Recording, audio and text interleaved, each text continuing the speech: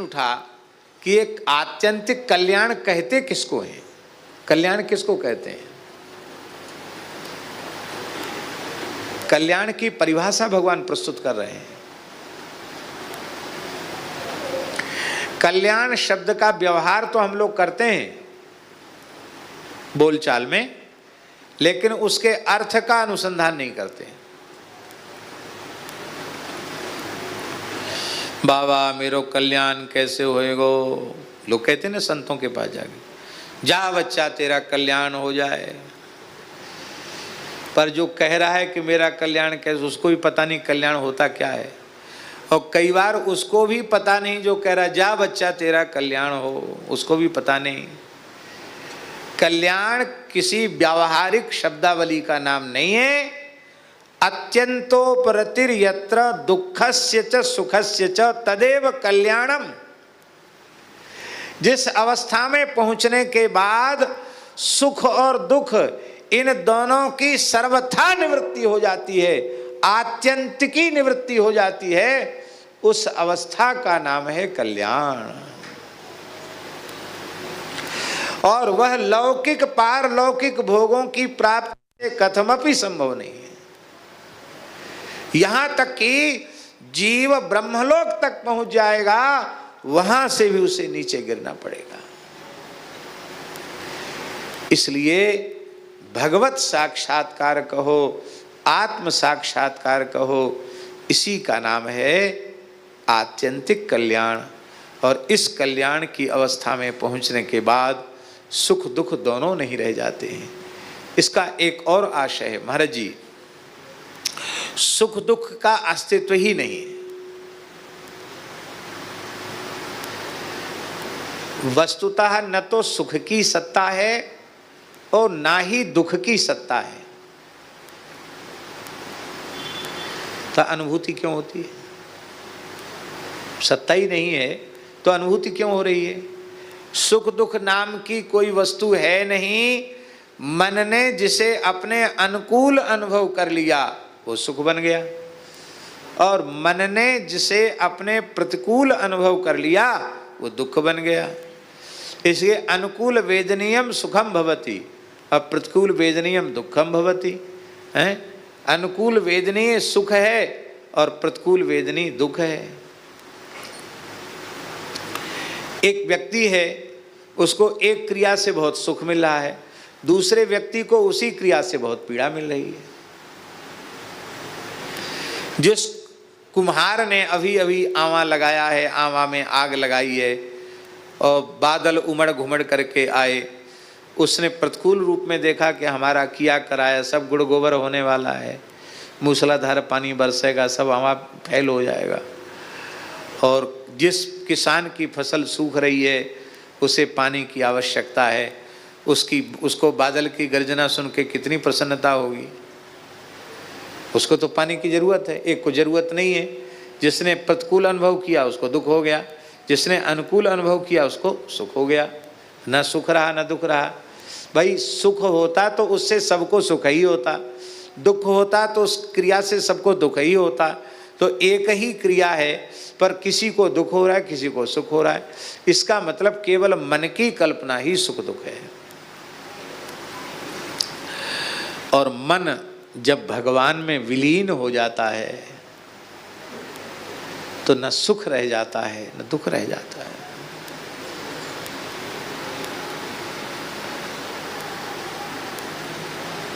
माता जी की सेवा करने का सौभाग्य जिन्हें मिला, ये जो नर्स बहन बैठी है माता जी, ममता जी, शारीरिक रूप से माता जी को कितनी पीड़ा थी, कष्ट था, लेकिन इसके बाद भी उनकी चित्तवृत्ति निरंतर भगवान में लगी रहती थी। निरंतर, गुरुजी निरंतर। वे नित्य यमुना स्नान करती थी, नित्य गोपीश्वर महादेव में जल चढ़ाती थी, नित्य बिहारी जी, राधा वल्लभ जी, राधा रमण जी का दर्शन करती थी, नित्य नित्य गिरिराज जी को प्रणाम करती थी, नित्य बरसाना प्रणाम करती थी। और अपने बचपन में जिन चतुर्भुज भगवान के मंदिर में झाड़ू पोछा रसोई उनका नित्य मानसी में दर्शन करती थी। और छोटे बाबा एक शंकर जी वहां जल चढ़ाने जाती थी। शरीर देखने में रुग्ण अवस्था में नेत्र बंद करके शांत भाव से लेटी हैं और मानसी में ही यमुना स्नान दर्शन सब कुछ, ये उनकी आध्यात्मिक अवस्था थी। और ईश्वरदास जी को पता होगा, उनको आंख मूंद के लेटी थी, किसी ने कुछ छेड़ दिया, बोले हम तो वहां थे, हमको क्यों विक्षेप कर दिया? कहाँ थी आप? तो यहीं हो। बोले हम तो छोटे बाबा का पूजन कर रहे हैं। छोटे बाबा स्वयंभू शिवलिंग शंकर जी जहाँ उनका जन्म हुआ था, वहाँ जंगल में पहाड़ पर बड़ा सिद्ध स्थान है, वहाँ नित्य पूजन करने जाती थी।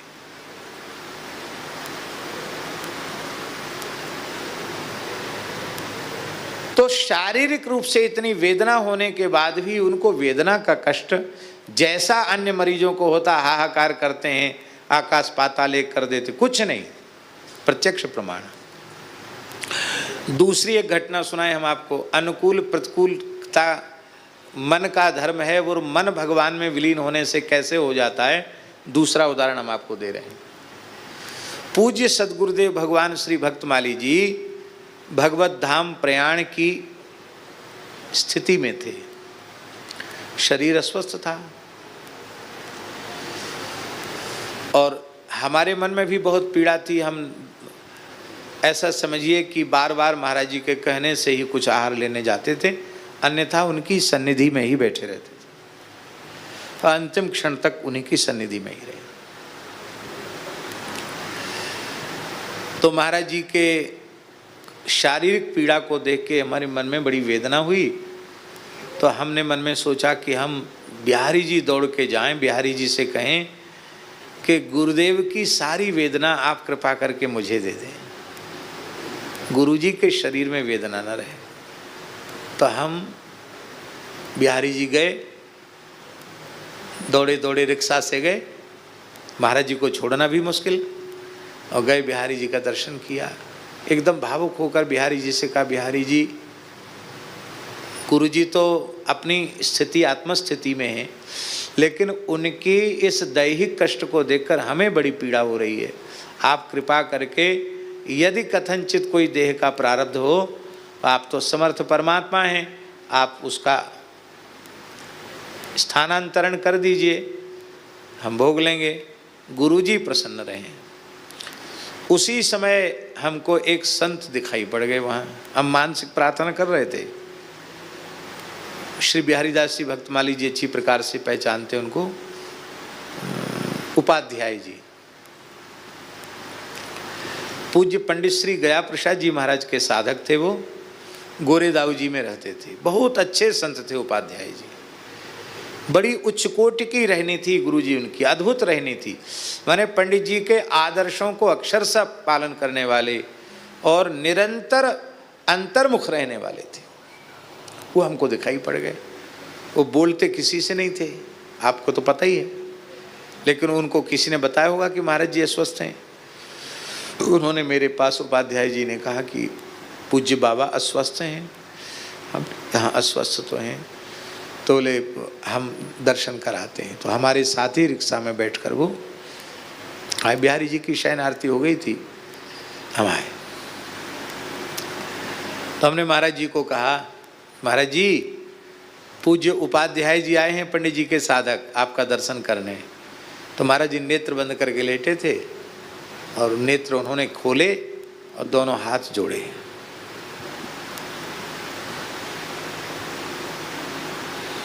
मन ही मन प्रणाम किया। तो उपाध्याय जी ने पूछा, महाराज जी कैसे हैं आप? तो इतना सुनते ही महाराज जी बोले, बहुत आनंद, बहुत आनंद, बहुत आनंद, महान आनंद, ऐसे बोले। माने इतने प्रसन्न होकर आनंद शब्द का उच्चारण किया। आनंदम ब्रह्मेति व्यजानात, लगा वो उस स्वरूपता को प्राप्त हो गया, ऐसा। बहुत आनंद, बहुत आनंद, बहुत आनंद। नहीं तो कहना चाहिए कि हमें बहुत कष्ट है, बड़ी पीड़ा है। बहुत आनंद, बहुत आनंद, बहुत आनंद। फिर बोले एक बात का बड़ा कष्ट है। बोले किस बात का? कहते इस नाशवान शरीर के लिए आप जैसे महात्मा अपना भजन साधन छोड़कर यहाँ तक चले आ रहे हैं, आपके भजन में बाधा पड़ रही है, इस बात का विचार करके कष्ट हो रहा है। अब देखिए, ये उस समय की बात है जब भगवत धाम प्रयाण की स्थिति है। लोग कहते हैं कोमा में चले जाते, मूर्छा में चले जाते, अंतिम श्वास तक पूज्य महाराज जी में पूर्ण चेतना रही।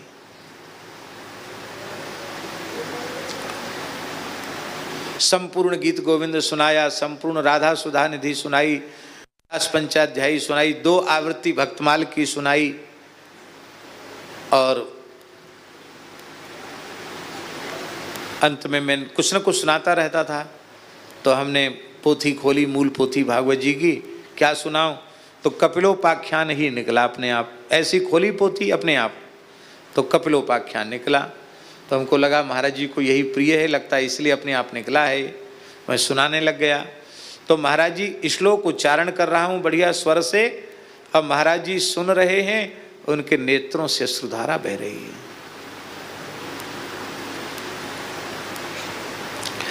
भगवान के जहां श्रृंगार का वर्णन है वो श्लोक आगे आएंगे।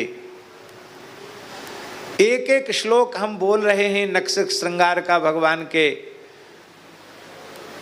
संचिंतयेत् भगवतश्चरणारविंदम वज्रांकुशध्वज सरोरुह लांछनाढ्यम उत्तुंग रक्त विलसन नख चक्रवालो ज्योत्सना विराहत महद हृदयांधकारम इत्यादि प्रकार से हम बोल रहे हैं। और मानो उस झांकी का गुरुदेव साक्षात्कार करते हुए, अर्थानुसंधान करते हुए भाव का जागरण हो रहा है। और जैसे ही श्रृंगार का वर्णन पूर्ण हुआ, महाराज जी अत्यंत आनंदित हुए। मैंने अपने जीवन में इतना अधिक आनंद में उनको कभी नहीं देखा, एकदम प्रसन्न। और मेरा हाथ, अपने एक हाथ से मेरा हाथ ऐसे पकड़े हुए थे, और उस आनंद में ऐसे थोड़े से उठे और ऐसे एकदम प्रसन्नता पूर्वक देखा, फिर नेत्र बंद कर लिए। दास को ऐसा अनुभव हुआ कि साक्षात भगवान उनके नेत्रों के सामने आए और उनका दर्शन करके महाराज जी ने नेत्र बंद कर लिए। जिस मृत्यु को लोग कहते हैं जन्मत मरत दुसर दुख होई, उस मृत्यु को मंगलमयी होते हुए हमने देखा, आंखों से देखा, सुनी हुई बात नहीं सुना रहे हैं। ईमानदारी से मन भगवान में लग जाए, क्योंकि मन का लगना वही माना जाएगा जहां लगने के बाद फिर लौट कर ना आवे। रूप रसगंध शब्द स्पर्श, कौन सा ऐसा भोग है जिसमें मन लगने के बाद फिर वहां से लौट के ना आता हो। खूब रसगुल्ला खाने में मन लगा। अब तो हमको भी कहते चिकित्सक कि मिठाई मत खाओ, मिठाई शरीर को भारी करती है, मोटा करती है। लेकिन अब क्या करें, विप्रकुल में जन्म लिया और ठाकुर जी हमारे मिठाई के प्रेमी हैं। गोवर्ती नियम ले लिया तो गोवर्ती लोग बना बना के लाते हैं, पाते हैं, लेकिन कितना पा सकते तो बताओ। ठाकुर जी ने हमको न्योतो दियो और हम गए ठाकुर जी के यहाँ, और बढ़िया सुंदर वेद लक्षणा गाय के छेना के रसगुल्ला बनाए और परोस में लगे। ना है बाबा, एक तो और ले ही लो, एक ले लो, एक ले लो। फिर स्वामी जी आए, बोले एक हमारी तरफ से ले लो। मैया बोली एक हमारी तरफ से ले लो। ऐसी जमा में लोग प्रेम थे। अब हमारी सामर्थ्य केवल 4 रसगुल्ला खाने की है और हठात 8 खा गए। अब आग्रह तो फिर भी इनका बना रहा, नहीं नहीं बाबा एक तो ले ही लो। बोले अब तो मन भर गया। क्या कहेंगे? आखिर कहना पड़ेगा मन भर गया। नहीं फिर भी ले लो। कहेंगे बमन हो जाएगा। हाँ बीमार पड़ जाऊंगा, बमन हो जाएगा, अब नहीं खा सकता। तो पहले मन लगा था, भर कैसे गया?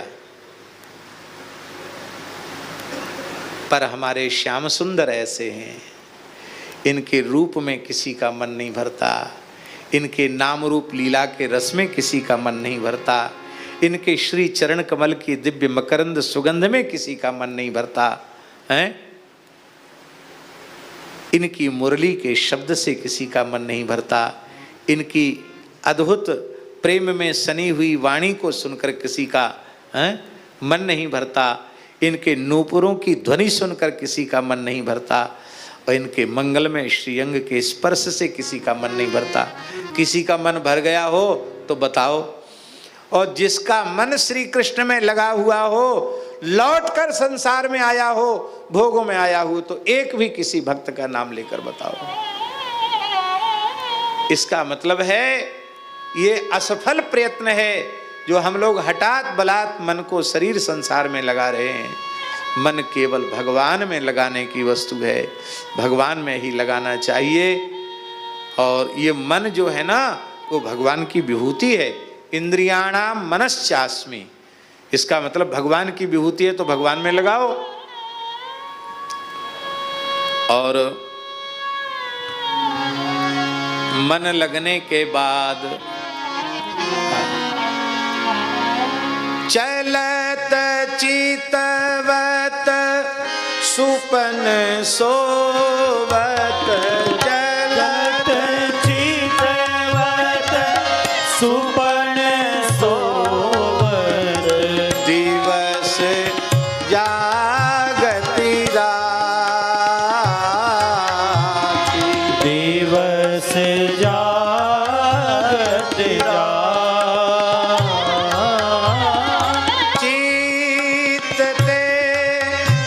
वह मधुर मूर्ति, चित्ते वह मधुर मूर्ति, छिनना इत उत जा, छिनना इत उत जा, मन में रहो नाही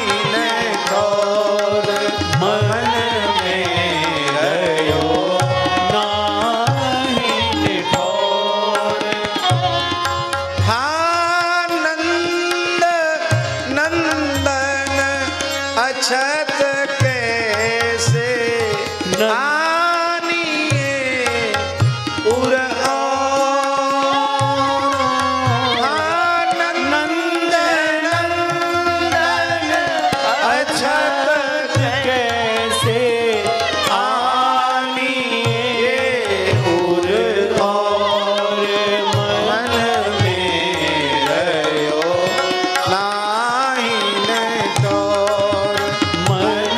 में रहो नाही ठोर, अब एक बात हम निवेदन करें आपको, वो बात ये है, मन इनमें ही लग सकता तो इनमें लगावें। मान लो कोई कहे महाराज क्या करें, मन लग ही नहीं रहा है, तो एक सरलतम साधन है। क्या साधन है? जिनका मन भगवान में लग गया हो, उन भाग्यशाली संतों के मन से अपने मन को मिला दो, उनमें मन को लगा दो। हमें पक्का पता है कि हमारा मन तो संसार में है, भोगों में है, पर यह भी पक्का विश्वास है कि पूज्य सद्गुरुदेव भगवान श्री भक्तमाली जी का मन तो मैंने प्रत्यक्ष देखा, 16 आना श्री ठाकुर जी के चरण कमलों में है। तो यदि ईमानदारी से गुरुदेव के चरणों में हम अपने मन को लगा देंगे तो श्रृंखला संबंध से हमारा मन भी भगवान के चरणों में सहज लग